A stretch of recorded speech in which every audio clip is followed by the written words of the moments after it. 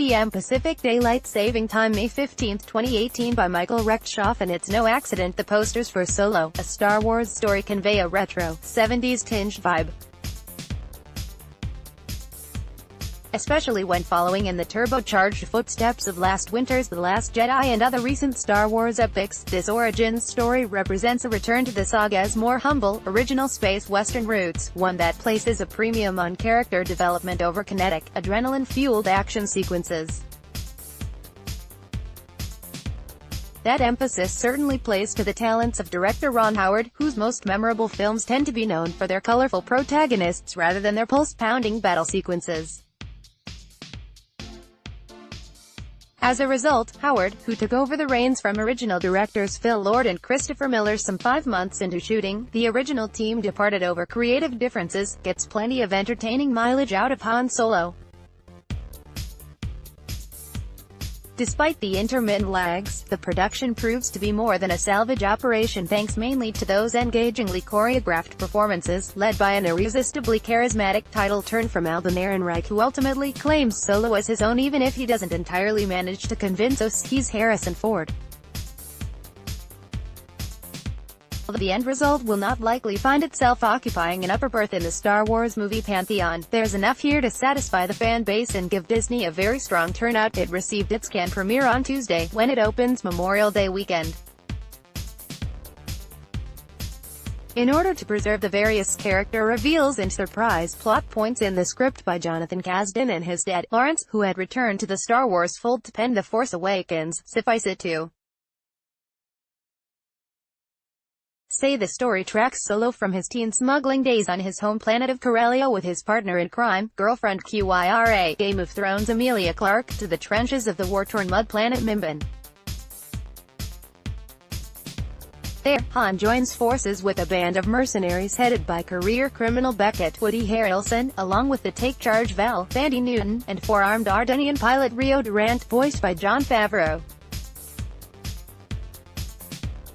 Of course, one need not look any further than the poster to know that, along the way, Han will also meet up with faithful companion Chewbacca, former basketball player Yonosuke Otamo, and, equally notably, Lando Calrissian, the wildly magnetic Donald Glover doing Billy D. Williams proud in a casually seen stealing turn.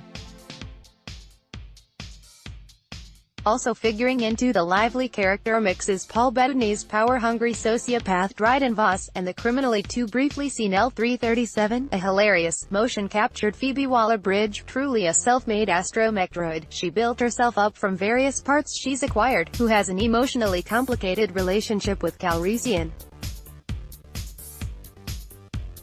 Obviously, the person with the most to prove here is Ehrenreich, who previously managed to steal a few scenes of his own as Ashok's cowboy actor Hobie Doyle in the Coen brothers' Hail, Caesar, and he captures enough of Ford's genial swagger to earn Solo bragging rights, even if the performance could have withstood a few smirks and winks.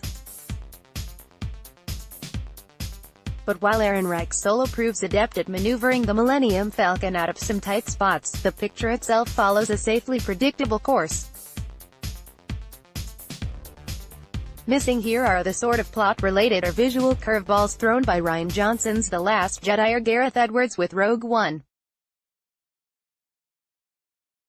The unexpected aspects in Solo are less of the "didn't see that coming" variety than the sort of reveals that led to the anticipated Han-Chewie encounter or how Han and Lando first crossed paths. And if Howard might have had a bit of a challenge initially getting the proceedings out of the gate and up and consistently running at full speed, composer John Powell provides plenty of cues with amped-up orchestrations that incorporate several iconic themes by John Williams, as well as a newer Williams composition, Han Solo theme. From a visual standpoint, the production admittedly looks quite lovely, with cinematographer Bradford Young and production designer Neil Lamont establishing some strikingly resonant delineations in the contrasting industrial, desert, alpine intergalactic landscapes. Although Howard dependably steered the production back on tonal course after the original directors reportedly took it in a different, less traditional direction, the realignment has ultimately resulted in something that feels a bit too comfortably familiar.